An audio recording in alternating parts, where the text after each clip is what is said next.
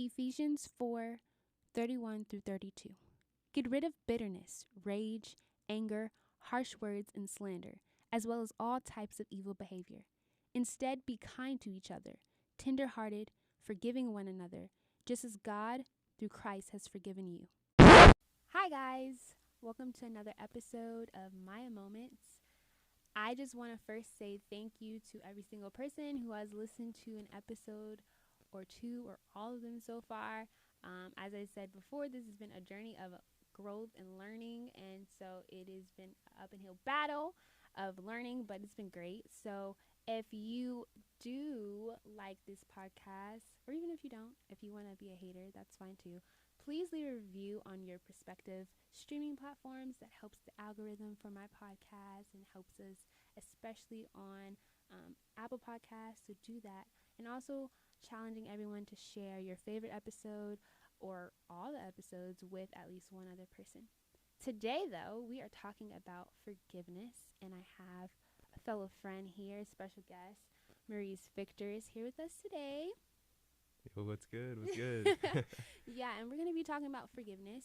I thought it was necessary to bring him here today because, not because he's an expert on forgiveness or anything, but he is the co-CEO, or what do you call yourself? Yeah? The co-founder. Yeah, co-founder of 7x70, which is a clothing company that's mission is directed towards the ministry of forgiveness. And so with that, I felt like, you know what? I'm talking about forgiveness.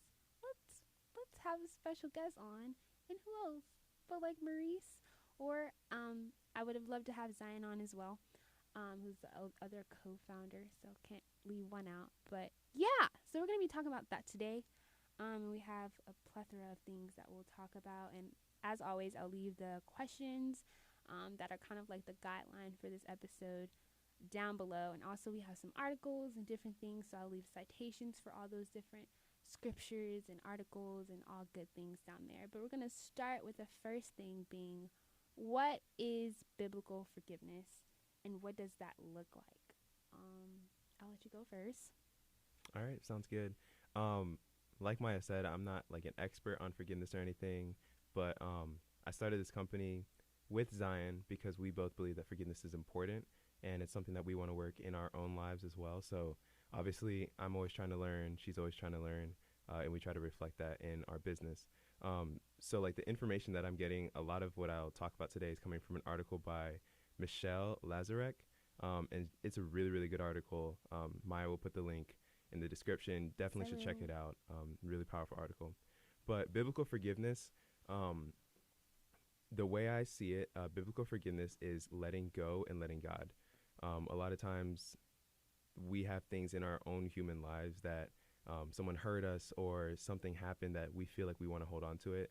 But forgiveness is literally just letting God handle it and expressing that forgiveness and letting yourself have that freedom. Right. And Michelle talks about forgiveness, and one of the things that I've heard quoted before about forgiveness is like the verses in the Bible that say, God will forgive your sins and remember them no more. It says it actually twice in Hebrews 8 and Jeremiah 31, and again in Isaiah 43. But the thing is, like, that's God. That's not us. Mm-hmm. So we don't actually have to forget a sin. We just let God handle it. Right. And have freedom in the fact that like we're no longer holding that resentment when we think about that situation or that person, because a lot of times that's what unforgiveness does. You're holding resentment in your heart, and basically you have a backpack with the weight of that person or that transgression, whatever they did to you, and even though like you may feel like it's hurting them, you're really only hurting yourself. Right. That's good, because I feel like I have been one of the people that tries to adopt forgive and forget as much as I can, just for the fact of I don't like harboring any of those. Like, can we really forgive and forget? Of course not. But like, if I try, maybe I can like stop thinking about the pain or whatever the case may be, embarrassment or whatever the situation may be, and like forgive better. Yeah. But obviously, like you said, we're not God, so that doesn't necessarily manifest the way we hope it does. And yeah, I think biblical forgiveness also kind of piggybacking off of what he said and what the author of the article kind of said, like it's letting go. And for me, it's always been, not to say it's selfish motivated, but it is selfish motivated in the fact that I'm trying to allow myself to let go of toxicity, let go of the burden that an offense has on the victim usually. So whether it's something as, gruesome as murder, or, an offensive thing done to someone else, or just a lie, like you feel lied on or anything, like forgiveness for me has always been, I'm not going to allow somebody to have me in my day-to-day walk holding on to their baggage that they've given me, and they have a more free life after they've done it. Like, I have to give it up. I have to forgive them so that I can have a peaceful and a more positive life as much as I can. So yeah, I just think when you kind of think about yourself and not thinking about like what does the other person get out of this, or like how you should harbor it or whatever, it helps the process of forgiveness. Yeah. One thing I would add is, and I kind of just thought about this, like forgiveness is literally like Jesus. Right. Um, because the act of forgiveness is founded in love, and God Literally. is love. Right. So when I think about that, I think about it in yes, that's, if it's what God is and it's what Jesus has done for us, then that's what we should be striving to do also. Right. But I also see it in that, like, that means it's going to be really hard for us. Hmm. If that's the nature of God and we're human, obviously our Right. flesh is going to go against that. So biblical forgiveness looks hard. That, Yeah. I think, to me, that's what it should be.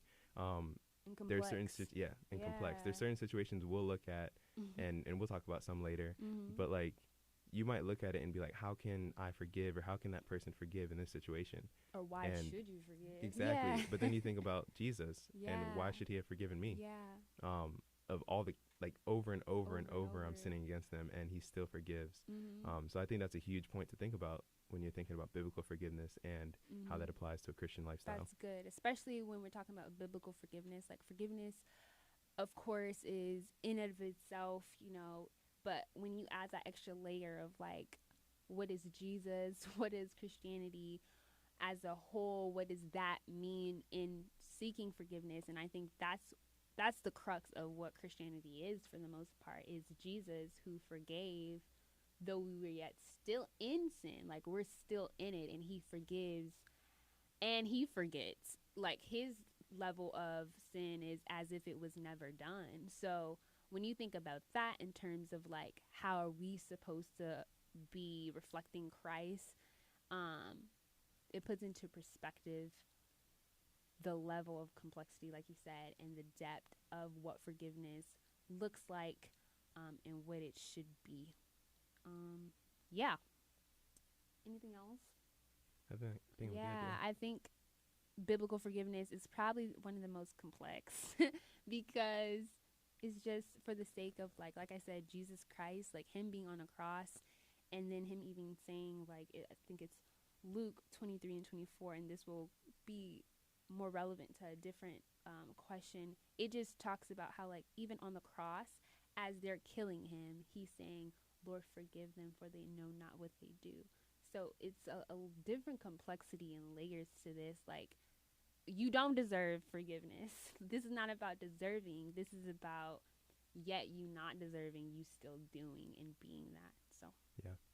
yeah. Okay, moving on to the next question.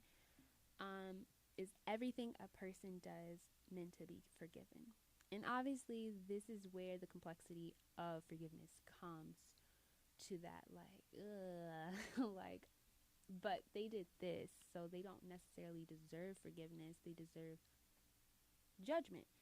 And the two coincide in different ways, and we'll get to that in a minute. But I don't know. Is everything a person meant to be forgiven? That's tough. I don't know. Is everything a person meant to be forgiven? No. should we still extend forgiveness? Yes. Yeah.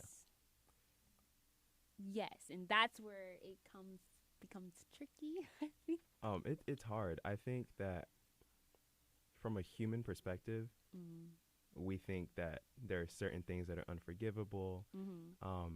But again, we have to go back to the foundation of forgiveness, which is Jesus, and think about the fact that like he died for everyone's sins Mm. in the past, the present, and the future. Future. And so everybody that we know that has done wrong, or even the worst criminals we know, like Jesus died for them too, and they have the opportunity to accept his gift of eternal life. And so although we might think that like there are certain things that just exceed beyond forgiveness to us, to God it's already been forgiven. And so I think for us, it obviously we're human, so we're not going to be perfect in just automatically forgiving someone for something. Right. But I think it's something that we have to strive towards, Right. understanding that everybody is deserving of forgiveness, even if we ourselves aren't like physically capable of giving it. Right. Because like obviously we fall short, we're not God. But we should be trying to be more like God every day, and so that should be something that we're trying to. Exactly. And I think it's also keep in mind, no one's painting a picture here of like forgiveness is easy. It's very hard. Yeah. For especially circumstantially talking about what the offense is. So personally for myself though, one of the key things that has helped me, and it says it in the Bible, but I don't necessarily know if it's a common thing that we talk about or is applied in application, but it says pray for your enemies. And for myself, I remember some of the most like taunting or like gruesome things for myself that I knew was going to be hard for me to forgive, like praying for the person that did it while mad about it helped me be able to forgive them. And it kind of sounds backwards, but I mean, hey, welcome to Christianity. That's kind of the crux of everything. And so like praying, like literally in the midst of like, you may be literally horribly mad at this person or hurt or devastated, whatever the case may be, and rightfully so in a lot of cases, but praying for them and like saying, Lord, I pray for them. I pray that they're able to see the wrong in what they've done, and I also pray for their well-being, and like praying for somebody and their well-being and well wishes while also dealing with whatever offense they may have had towards you. That's tough. I feel, yeah, it's very tough, but it helps in the forgiveness process because over time of praying, you then have a clearer picture of like what really matters. Or not to say that the offense doesn't matter, but like you have a better view of yourself and how you may have wronged somebody, not in that same sense, but in general, because we've all hurt somebody and we've all been offenders as much as we've been offended. So we have no, stone to cast first. We have no high horse to be on as if we're all just righteous and we do all the right things at all the time. Like we've been the person that hurt somebody else. Yeah, and if you don't think you've hurt anybody, you've hurt God for sure. So literally, you've hurt somebody. You've hurt somebody, and whether it's intentionally or unintentionally, like even the people you love the most are going to hurt you at one point or another, especially the ones that are around you, like a mother, a father, even like a wife or a boyfriend or a girlfriend. The person that you receive love from the most, they have the ability to hurt you the most is because you're the most vulnerable with them. So you're going to hurt somebody unknowingly, unintentionally, or intentionally at some point in your life. And it's always great to keep in mind that the same grace you would want is the same grace you have to extend. And that's helped me in a lot of situations. I'm like, if I was this person, like, of course, maybe I'm saying I would never do that. But if I was doing that, because sin seems very like, oh, I would never do that until you're in it. It's very slippery slope. So what would I want? The kind of grace would I want to receive if I had fallen to this place? And that's helped me a lot as well. I try to be empathetic, y'all. I really do. I really be trying to be empathetic. Some things are just like, but I'm Yeah, trying to be empathy empathetic. is hard, but Yeah. it's another important thing too, to have as a Absolutely. Christian and just as a human in As a general. human. Being able to put Yeah. yourself in other people's shoes, Yeah. it's hard, but it definitely helps you like have a different perspective and Mhm. understand people better. Yeah, cuz you're you, but your experiences aren't universal. So, Oh, moving. adding, Yo, go I ahead. wanted Yeah. to add a little bit more to that question Mhm. specifically. Does everything a person does like deserve forgiveness? Mhm. Um, while like I said yes, like everything deserves forgiveness, that doesn't mean that like forgiveness doesn't mean that you have to become a doormat. And Right. the article Mhm. that like we'll plug talks about this, and it's so important. You being like 7 times 70 is about adopting like a forgiveness lifestyle. That doesn't mean that like you're gonna let somebody constantly hurt you and Yeah. you just constantly forgive them and just Mhm. like let them stay in your life as like a close friend or whatever. Mhm. If someone is constantly stepping over you, constantly tearing you down, constantly hurting you, you need to cut that person off. Yeah. You still need to extend forgiveness. Like it's important to move past that, but you also have to be smart in cutting them off, Yeah. because you don't need toxic people in your life. And for like being a Period. forgiving person, Period. being a forgiving person does not mean like becoming a doormat Yeah. to others. That's really good. Really good. There's a lot of people that I've forgiven in my life, but they don't have privilege of being in my life anymore. And I wish them well and I love them, but I can love them from afar.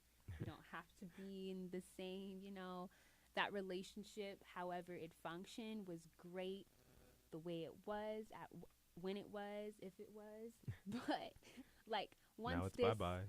right, and it's okay. Seasons come, people are in your lives, and then things happen, and it's no necessarily fault of someone else, or maybe it is, but you just have to be discerning of, is this someone that should be in my life, though they keep offending me? Is it really worth? I'm a person, I'm protect my peace at all costs. So if I feel like you're constantly disrupting peace and it's like constant from you, like you are the specific disruptor of peace in my life, I have no problems with removing you. Snip, snip. Snip, snip, snip. Yeah. And then going on to the next question, which is, how does forgiveness and righteous judgment coexist? Now, this is one of also a cornerstone of like Christian faith as well, being that as much as we talk about our good Father who loves us, who will do anything, he literally gave his only begotten son to die for us. He will come down from heaven to be amongst us while we're still in sin. That does not mean that he does not have a price to be paid for sin, right? There's repentance that comes from you repent, forgive, believe. That's the crux of Christianity. If you have those things, you have heaven. But if you don't do those things, it's like, are you a Christian if you don't feel like you've done anything wrong and you need forgiveness? Like, those are the kind of crux of things. And as much as we talk about God's forgiveness, you have to talk about his judgment. As much as we talk about his love, we have to talk about his judgment. The great thing, the good news, like the greatest news of all, is that the price has always been paid, but we have to accept that. So I thought it was important to talk about how forgiveness and righteous judgment coexist. Not necessarily even for us, but just pointing out that it's existent, because I think when we talk about forgiveness, a lot of people that are not accepting necessarily of forgiveness, their first thing is, well, I mean, if you did something wrong, there's a price to be paid. There's justice that needs to be done. And our God is a God of justice, very much so, that he will come down himself and die for the judgment because it had to be done. Like, it has to be done. But as much as he's a God of judgment, he's a God of forgiveness and love as well. And they're Yeah. not lesser parts, they're equal. Just like you look at the Trinity and you have Jesus and the Holy Spirit and God, three in one. It's not one is lesser than or more than. They all coexist for different, purposes. And I think that's kind of what happens with love and righteousness and judgment as well. So, yeah. Yeah, I think one of the hard things with forgiveness is wanting that that justice. You want them to pay. Um, Mm-hmm. and the thing about it is, yeah, they do have to pay. When you think about like just life in general, as a Christian, for example, you do something wrong that's against the law of the land, Right. whether or not you ask God to forgive you for that sin, Right. you're going to pay the consequence for what you did. Yeah, So I of can't go course. rob a bank and then pray for forgiveness and And walk up in the justice system God like, look, forgave God me. forgave me. I'm good. Like, that's Or not how it can works. you? I don't know. Maybe we'll try. But like, you have to pay the consequence regardless of whether you're forgiven or not. And so in the Right. same way with our human to human interactions, if someone wrongs us, we can forgive them, but they're still going to pay a consequence. Yeah. The only difference is we're not the Initiate. giver of the consequence. Yeah, there you go. We have to let the justice system do its thing, or whatever system they're in, like where the authority is that Mhm. gives the punishment or the consequence. We let them deal with it Yeah. without the burden of having to think about, how they wronged us or the resentment of the situation. Right. And we'll talk about revenge later on as well because I mean, I think that's a crux as well of forgiveness is like, but I want revenge. Like they deserve like you messed with the right one actually, and I'm ready to like I'm going to get you back. But And that's where that comes from, like pride. yeah, And I like think that's another thing about forgiveness is that hmm, it really, really, really pushes at your it pride, does. because you have to have humility in order to forgive That's people for good. certain things, because like the want for justice isn't necessarily always just Prideful, because we yeah. want them to like pay for what they do. Mhm. Sometimes it's just the pride of being hurt. Mhm. We want them to be hurt twice as much, well. so Yeah. that it doesn't look as bad on us, so our pride Yeah. isn't as hurt. Right. That's good. That's really good. And then right before this, we were talking about the prodigal son in Luke 15, Yeah. 11 through 32. That's a great example of justice and grace. Because I think a lot of times we focus on the prodigal son. We don't talk about the older brother. Right. The older brother was yeah. mad. He was jealous mad. He was pissed. because the whole time his younger brother was out here like Wilding. wilding out. Wilding. He was out He here was- sleeping with anything. Yeah, he was over here like working hard for his father, trying to gain, like favor in his father's eyes. And as soon as the son comes back, the prodigal son, the father just forgives him and all is well. And it's Let's like go get he's the like, nah, son I want back." my justice. Right. Like Yeah. I've been working hard. He needs to pay for what he did. Yeah. But the father extends forgiveness, Mhm. and we don't talk about the oldest son being a little resentful of that. Yeah. We have to, and the author of the article puts it in a great way. She says this sentence: we have to pray that grace balances the scales of justice. And that's a hard scale to balance, but we have to let it happen, because that's what forgiveness, that's what Christianity is all about. We can't want maximum justice for everything in our own prideful heart. We have to let God, who's perfectly righteous, deal with the justice, and we Right. have to work on our hearts and putting it in the right place to forgive and to find peace in that. Right. And in finding peace in whatever that looks like. Whatever route, because we talked about it, like maybe this is a person that made one offense or a couple offenses, but they're not always offensive. They're not always keeping in mind, like trying to do something to that. So maybe that's someone in your life that you just have to set certain boundaries with. Or maybe it's someone that needs to not be in your life anymore. And you're trying to figure out all these different things.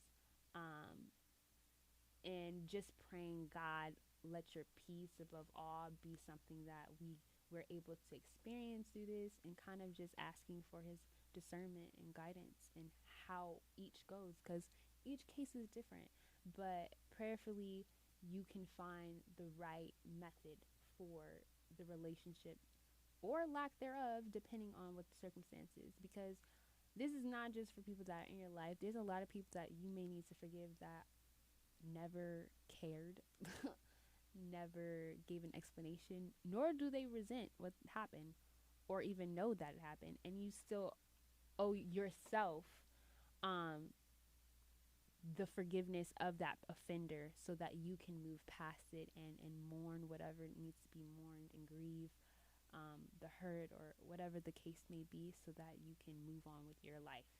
So yeah, definitely think peace is uh, what should be seeked out the most through the process. So recently, a kind of national for the United States case that kind of brought up the discussion of forgiveness on, a grander scale. If you are a Twitter user like I am, like everyone was talking about it and it was kind of all over social media, no matter like what social you were on. And so it was just the Botham Jean case. If you're not aware, basically this person was in his apartment and a off-duty police officer by the name of Amber Geiger, if I'm not mistaken. I think that's how you pronounce her last name. She just walked in and pretty much just killed homie on sight. Shot him, and he was eating ice cream on his couch, chilling. She just shot him. Her alibi of sorts was that she thought this was her apartment. Called the police. The ethical and moral things of this case, of course, is a different discussion for a different podcast because I can go into that, a whole little rant about that. Not a rant, but like just a whole like systemic things, but that's for a different podcast. But specifically talking about her indictment and the case after they did the prosecution, trying to figure out if she should be not only indicted, but, charged with murder.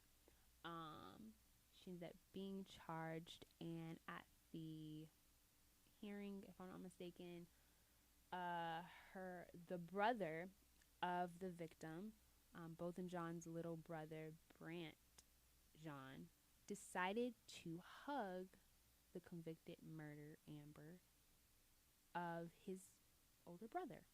And obviously, this is like, ooh, whoa.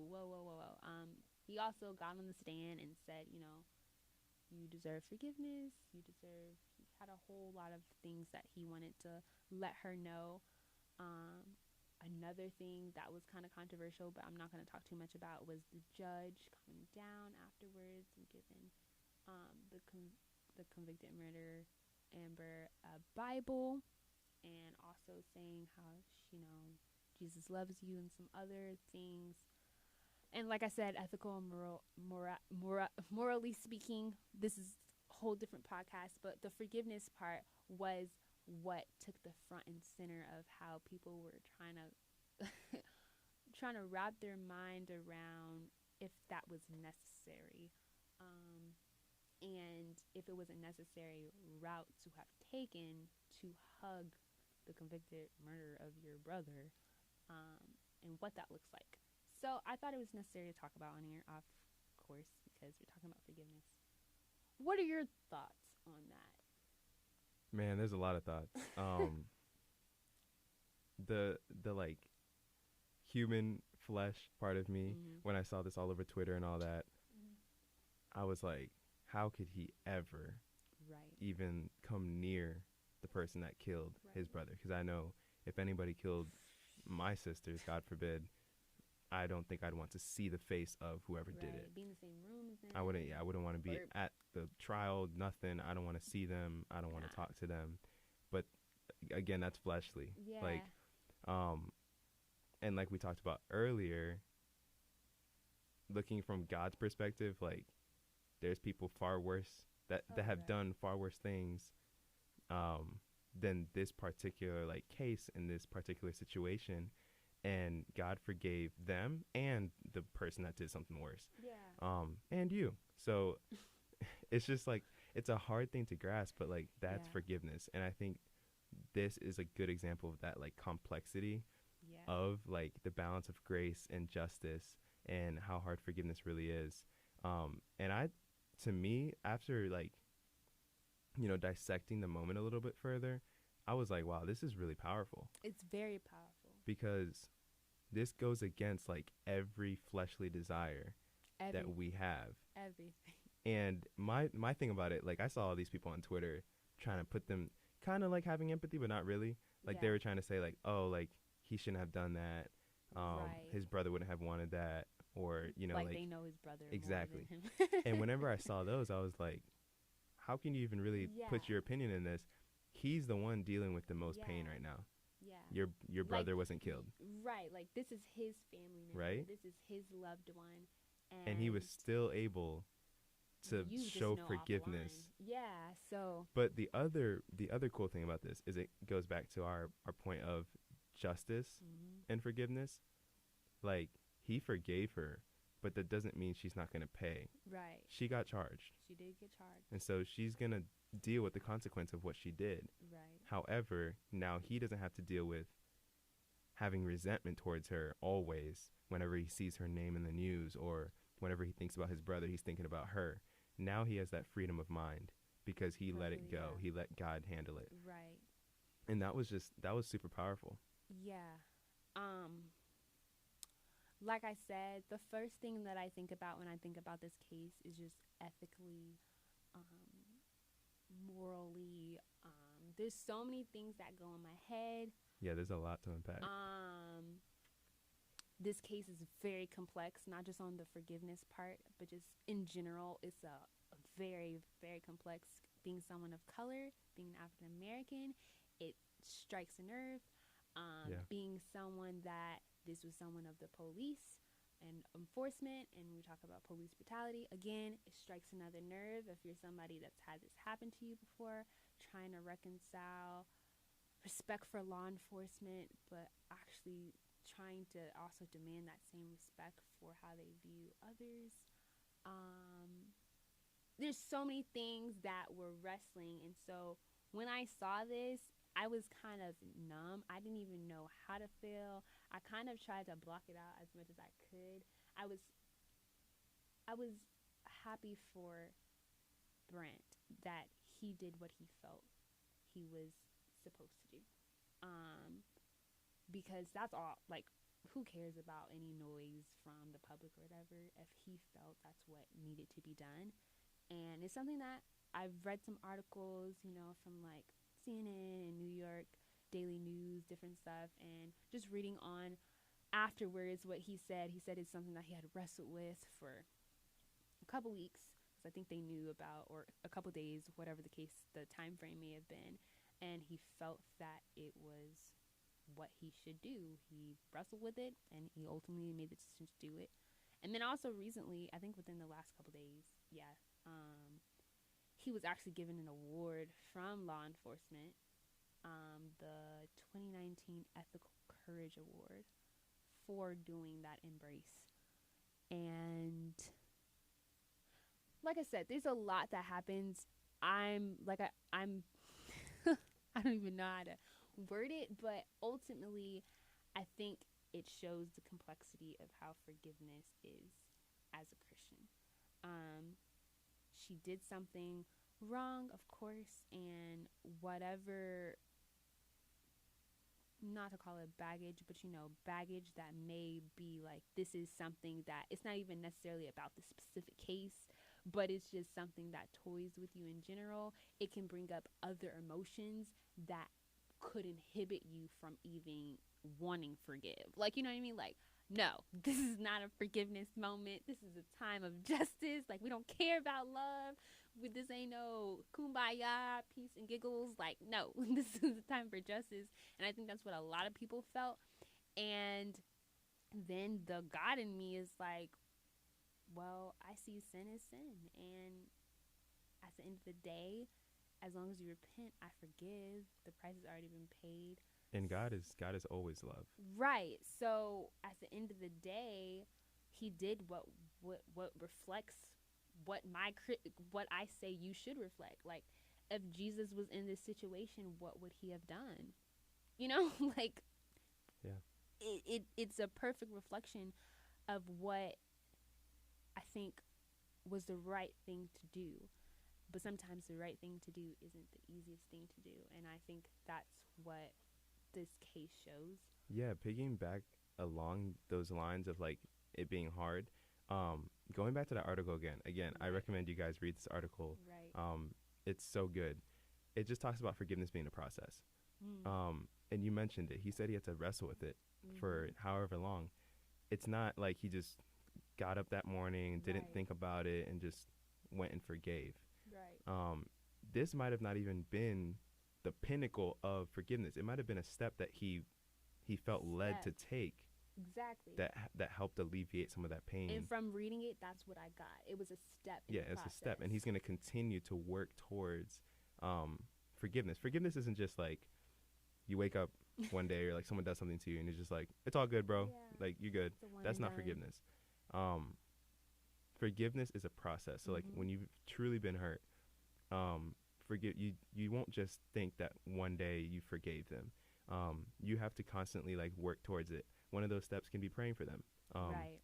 like you mentioned earlier, Mm-hmm. and I actually have friends that I've seen like do this with like exes or whatever. Like they Mm-hmm. pray for that person instead of holding that resentment, Yeah. which helps you work towards Can't ultimately keep it in your forgiving them. heart. Yeah, can't keep it in your heart. It's just Yeah, that toxicity of like anger or whatever the case may be. It eats you up alive, and it does. praying helps flush you out. But like you said, it's a process, and I think that should be highlighted as well because the kind of notion is like that it's like one and done, but Yeah, that's not the case. It may take a long time or rather relatively short time, whatever the case may be.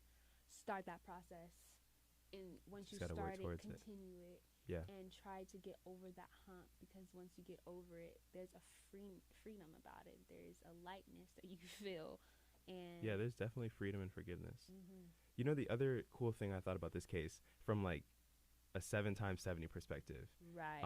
When I went on Twitter, when this happened, forgiveness was the number one trending thing on Twitter. Whew. And I was like, yo, what's Oh. going on? Like, this is awesome. Because, like, Yeah. part of the reason, like, part of the thinking when we started this company was we kind of looked around. We're like, there's not many, like, clothing brands or companies in general Yeah. that just, like, are solely focused on forgiveness and then everything encompassing that. There's a lot of great, awesome Christian brands out there, and we love connecting with all of them. But most of the time, you don't see forgiveness in their clothing, No. or if you do, it's a quick, like, one piece, one collection kind of Yeah. thing, and it's done. Like a capsule or something, but not Exactly. something that's like the whole entire brand. Is Yeah, so like, encompassing that. and our mission statement is spreading forgiveness, changing the culture. Mm. And when this was trending on Twitter, it was like, wow. Ah. And I mean, it wasn't just Twitter, it was on Instagram, it was on Facebook, it was everywhere. It's everywhere. And what a awesome moment that this man was able to showcase yeah. how important and how hard forgiveness is, but he took a hard step that might have allowed someone else, it might have inspired someone else to forgive someone in their personal life that it might have not been as big of a deal as this. Someone might have like said something mean to him and they were harboring that resentment, and they saw this and was like, well, if he can go hug the person that killed his brother, Yeah. I can forgive this person that, Right. called me something. Right. And it's hard to, I think oftentimes when we looked at that case, it was just so many emotions that you kind of lean towards the negative first. But of course, the inspiration, the just a view of positivity in a negative situation and light, is kind of just like, Christ being able to shine through even the darkest things And on a super major scale, too. I mean, this thing was, everywhere. you were seeing this clip on the nightly news, you were seeing it on Twitter, Facebook, Everywhere. Instagram, everywhere you went, you were hearing about this. And they weren't, they weren't taking out anything. They were talking about forgiveness, Right. and they were talking about how he said Jesus would forgive you. There's so much Right. in that. So And- much. and And it it's was a rich and huge it's stage. powerful. And again, it's just God being able to shine his light through even who would have thought that a moment like this would lead to a moment like that? I don't think people would have guessed that. But God will use whatever he needs to use for his ultimate glory. And from my knowledge, the Jean family, all of them are Christians, at least Brant and the older brother, both of them, he was like a worship leader at his church. So that was who they are, that was who they wanted to be. And it has to be I don't know, like freeing and exhilarating to know that even in the darkest moments, I'm trying to champion Christ with me and him being the front and center of my life. Um, so yeah, yeah. Okay, so moving on, I think it's a perfect time to kind of plug 7 by 70. So yeah, Maurice, how did you and Zion come up with, or whatever journey you want to talk about with 7 by 70? Yeah, I always love telling the story Mm-hmm. because it's so crazy, like how God just like guided us through the whole process of Wow. starting the company and getting us to where we are now. And obviously, there's still like a lot more places to go, but all throughout like the story of this company, it's just cool to see like different people that God placed in each of our lives at the right times to like help guide us towards what we want to do. Um, so Okay. 7 times 70 started freshman year. We don't remember how we met, but me and Zion somehow met and connected. And she figured out that I do like logo design and photography, videography, all that kind of stuff. Yeah, MV2. MV2 edits, MV2, yeah. hey, hey, hey. um, Y'all better get into it. so she actually reached out to me. Like we were friends, sort of, but like she reached out to me and was like, "Hey, like, can you help me make a logo? I think I want to start a clothing brand." And I was Mm, like, "Okay, cool. Like, here's my phone number, email. Like, let me know yeah. like what the details are, and I'll get it started."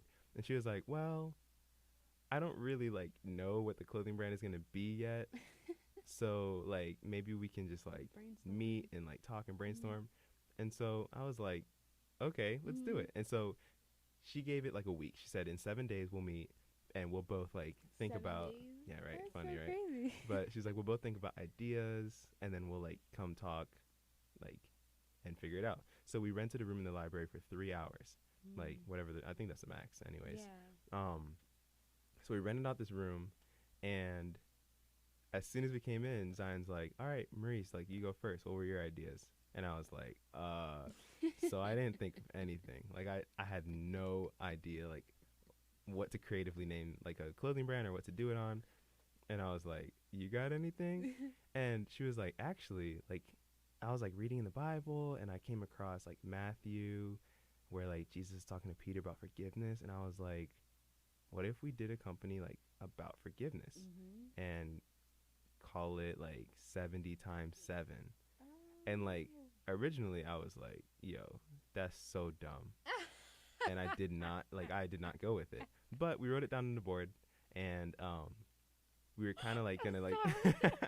yeah, it's pretty funny. Like I really I was wasn't like, that's sold. so stupid. Um but then like as we started like trying to find um other names and stuff, like we had written down on the board and it just started like standing out to me, and I was like, Mm-hmm. "Hold on. Mm. I think we can actually do something with this." So we flipped it. It's 7 times 70. A lot Mm-hmm. of people get tripped up on it, but it's 7 times 70, like the what is it, like Stephen Curtis Chapman song or whoever. Yeah, yeah. Um but yeah, we flipped it.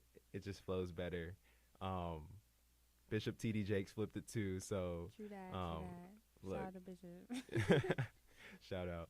Um but yeah, so like after I looked at it a little bit more, I was like, "You know what? Let's work with this." And so as we were sitting there, like Zion's looking up like domain stuff and how to get like a website going, and I'm sitting here like trying to brainstorm different like logo ideas. Mm-hmm. And within that 3-hour meeting, not only did I create a logo that we liked, um, we ended up coming up with like our first designs, Wow. um, sort of like drafts. We ended up Right. revising them, and we also bought our domain and created all our social media accounts that day. Like in 3 hours, we did all of that, and like we prayed about it, Right. and it just felt like let's just do it. Let's just take that step and start.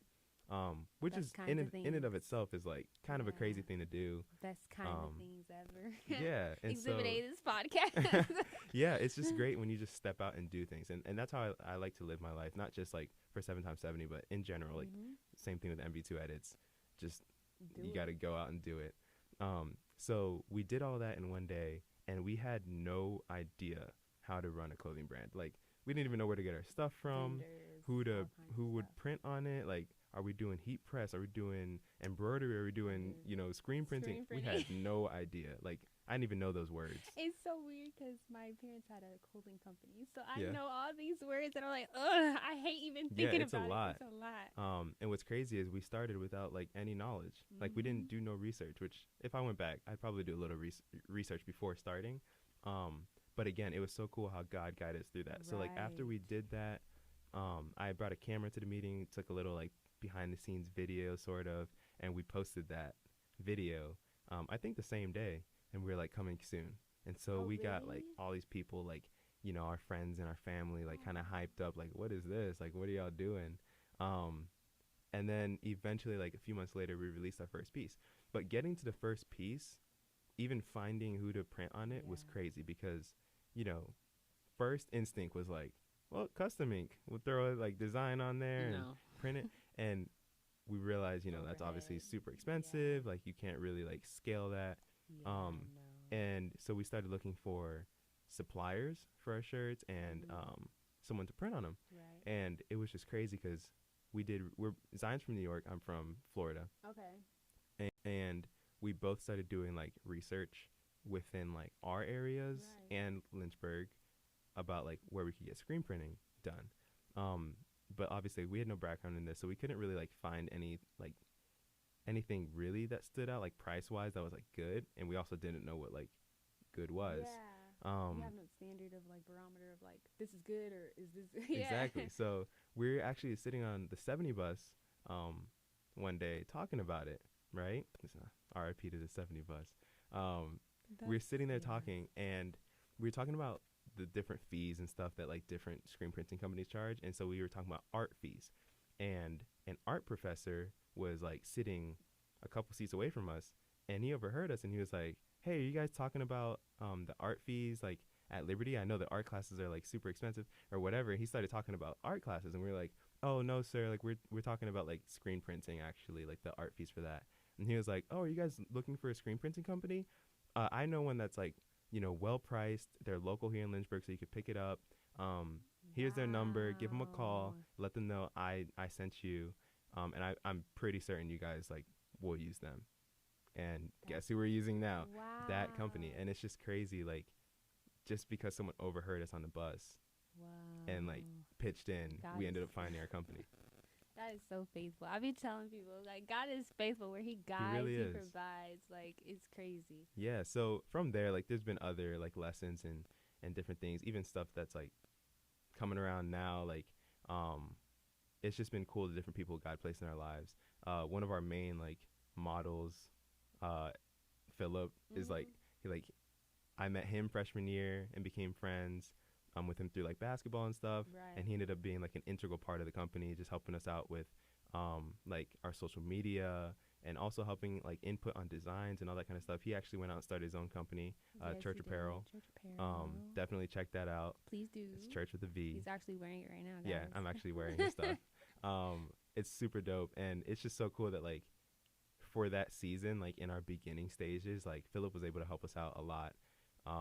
And Tiana helped, like, modeled for us a lot too. So like it was just cool, like, that God placed those people in our lives and helped us like grow. And there's a ton of different things. Like our first conference we went to, like we sold out all our shirts. Are you serious? Yeah, we went to a women's conference like not even, it was like a couple months after we started. And like it was through someone that followed us, like a Liberty student that followed us. Like they knew someone from back home that was speaking at this conference, and then they invited us. Super like cool experience. And like that was just, there's just a lot of different things that just popped up. I remember specifically though, I remember you guys did like a contest, or I don't know if it was a contest. Yeah, it was giveaway. A contest. No, it was like a design contest. Like you guys were doing designs, like submit your designs or whatever, something like that. I don't know if it was internally in Liberty or if like it was an external thing. But I remember my friend, she actually like submitted her design, and then from there, I don't know how it got to Nassar, but it got to Nassar, and then I remember at like Campus Community or something, I just remember her being like, "Oh my gosh, that's the design that I submitted," and I was like, "What? What are you talking about?" Yeah, that's actually another like awesome story. So like later on down the line, like after we had released a few different things, we started looking at ways to like just like market to Liberty. Liberty's not necessarily like our main target market, Right. but obviously You're we're both here, so Yeah. we should take advantage of it. And so one day, the funny thing is, we did not do this to try and get like a sales opportunity, but we were like, we want our campus pastor to like know who we are, so let's give him a couple shirts.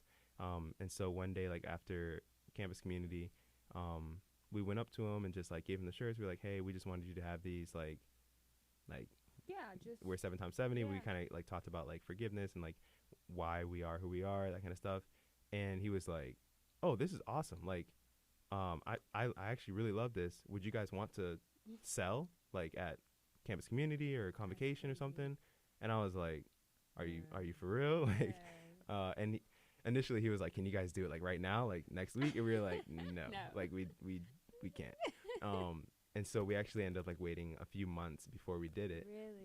But that's when dope. we like did it as a collaboration with campus community. So they asked some of their creative team to like submit some Yeah. designs, and we were able to like Yeah. choose through those and Shout out use to them. Alexis. Love you, boo. That's Yeah, what it the is. design was awesome.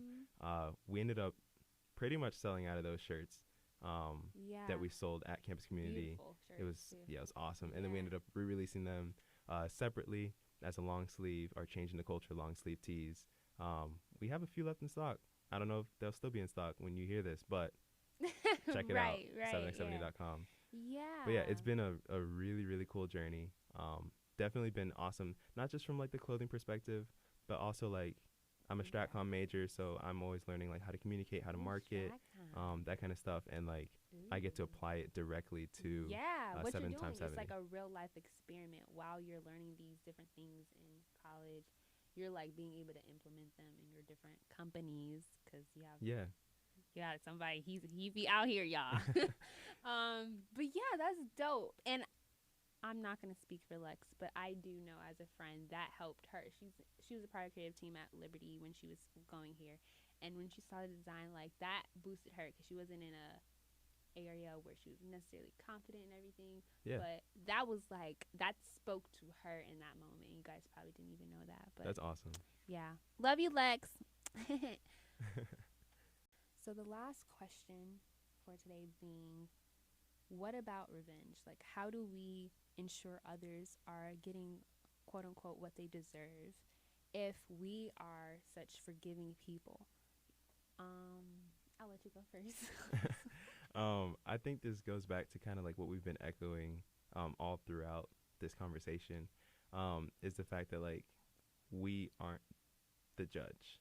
So we're not the person that determines whether someone has gotten what they deserve or not, because the ultimate judge and like deliverer of justice is Jesus. And so we can't really ensure that someone ever gets what they deserve. True.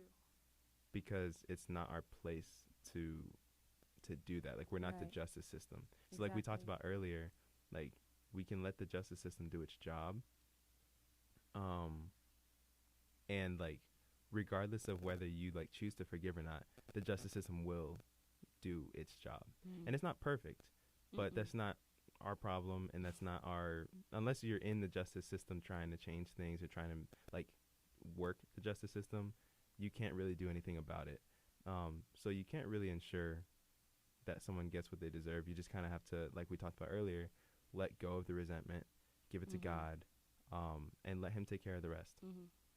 Yeah, absolutely.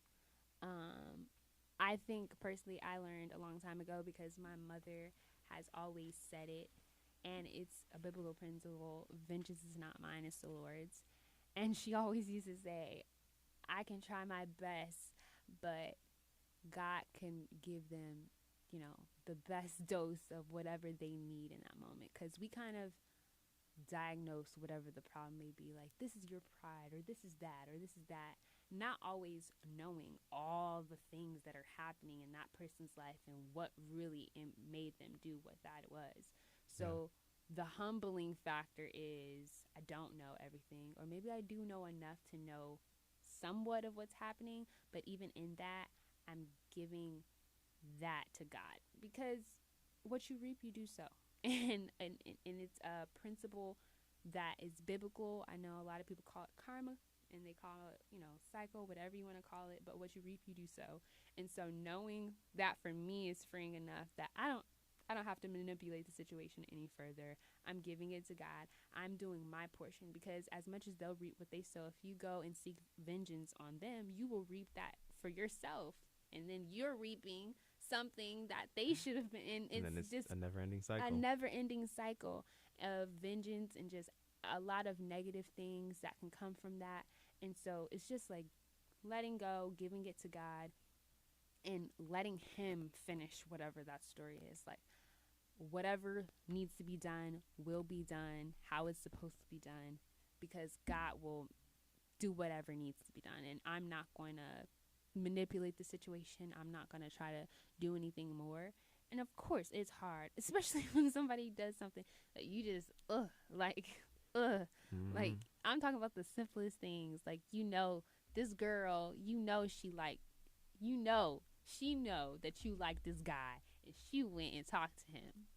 Like, and that's your friend. Like, like, the simplest of things like that, which aren't necessarily simple, because there's a lot of emotions that come from this, or even like a Botham Jean type of case, where it's so many emotions, because even if this was an accident, let's say it was manslaughter or any of that, at the end of the day, a life was still lost. And so that's in and of itself is weighing enough to feel that, like, I shouldn't have to give this up. But giving it to God just helps. I'm being so honest when I say it frees you from so many, like, other things that you deal with because you hold on to bitterness. And that's specifically why I did the scripture I did today, Ephesians 4:31-32, because it talks about, like, giving up all of those things, giving up bitterness and unforgiveness and all those evil things, and forgive one another with grace as God did through Jesus Christ. Because it's just imperative, like, as people, that we don't hold that bitterness around, because we indirectly affect other people. Like, we're holding this bitterness now, and hurt people. So I'm going to hurt somebody some way or another, or give them something they may not even deserve. Like, I'm saying you did this even though they didn't, but because they're showing characteristics of things that I've had in the past that I haven't gotten over, I'm now misdiagnosing situations. It's just complex, and it's icky, and it just makes sense most of the time to just give it to God. Yeah. So, all in all, as we're concluding this podcast, I pray that even in the least, that you're able to start questioning what forgiveness looks like in your life, how it should be implemented into your life, especially as if you're a fellow Christian, a brother or sister of mine in Christ.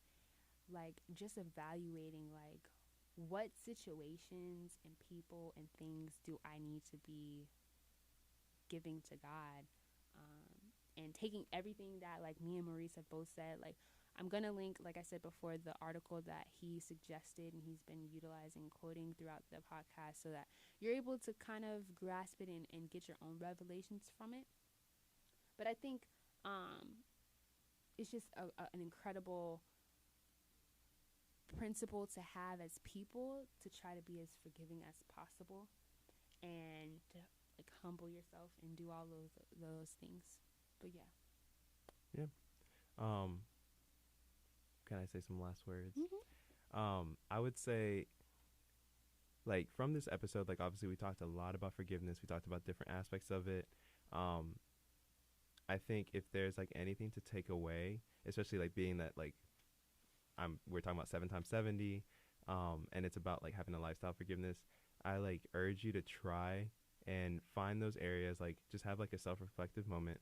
Find those areas in your life where you're kind of holding on to a little grudge, a little bit of resentment, or whatever, and just try praying about it, giving it to God, and practice that forgiveness that we've been talking about, and see as, like, you do it little by little in your life, like, see like the rewards of it. You're gonna feel freer. You're gonna feel like there's less of a burden on your shoulders. And once you do that, you'll start to establish that culture and that lifestyle forgiveness, which is what 7 times 70 is all about. Yeah. Also, if you're listening to this and you want to be a part of 7 times 70, we did launch ambassador applications, which just means that you represent our brand through your social media, and just help spread the message of forgiveness into your networks as well. You can apply at the number 7x70.us. It will take you straight to the application. Yes, sir. We love a good plug. Well, thank you for being here, Maurice. Yeah. It's been a great conversation, a necessary conversation. I don't think there's never like a time that talking about forgiveness is not relevant or something that needs to be reminded or like brought to the attention of. It is something that I love to talk about. I feel like it's one of those things about my life that keeps me grounded and humble and empathetic because I'm a forgiving person. I try to be a lot of times. And yeah, ultimately, in all of this conversation, we're always talking about Jesus, and the perfect example of forgiveness, the perfect example of what that looks like. And if you don't know Jesus, as always, as I end every podcast, you are free to hit me up. Instagram's MyMyForever, MyMyForever, on all social media platforms. You can hit me up or DM me or whatever the case may be, and like inquire about what does even forgiveness look like. What did Jesus do? Because ultimately speaking, that's why we have the charge to be forgiving, is because of his example and who he was, for each of us as believers and just children of God in general. So I pray that you got something from this, and I will see you in the next podcast. Love you guys. God bless.